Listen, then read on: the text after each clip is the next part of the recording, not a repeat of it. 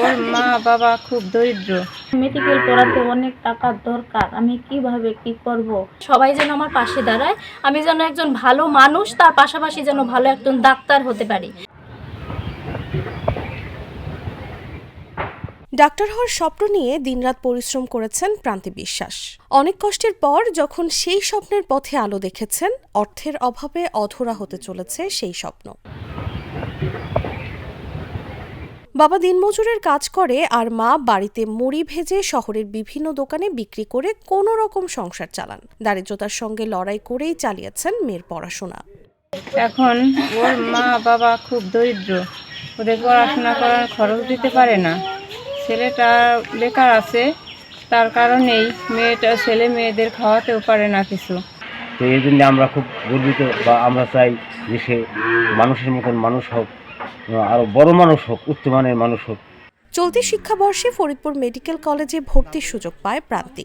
Doctor হওয়ার স্বপ্ন পূরণ করে পরিবারের সবার মুখে হাসি ফোটাতে চায় সে। তবে কিভাবে হবেন মেডিকেলে ভর্তি, তাই নিয়ে দুশ্চিন্তা।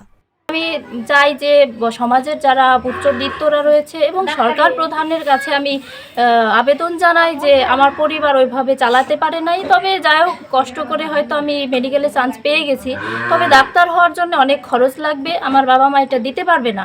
তো সরকারের কাছে আমার আবেদন থাকবে সবাই যেন আমার পাশে দাঁড়ায়, আমি যেন একজন ভালো মানুষ, তার পাশাপাশি যেন ভালো একজন ডাক্তার হতে পারি।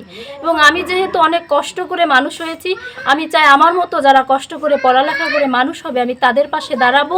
তাদের কোনো সমস্যা থাকলে আমি তাদেরকে সেটা সমাধান করার চেষ্টা করব। মেয়ের সাফল্যে খুশি হলেও চিন্তার ভাঁজ দরিদ্র বাবা মায়ের কপালে। মেয়েকে আদৌ মেডিকেল কলেজে ভর্তি করাতে পারবেন কিনা জানা নেই তাদের।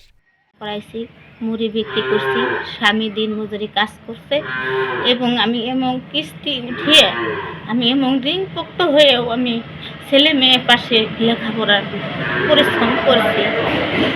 এই মুহূর্তে আমি মেডিকেল পড়াতে অনেক টাকার দরকার, আমি কিভাবে কি করব। আপনারা যদি সবাই সকল পাশে থাকেন।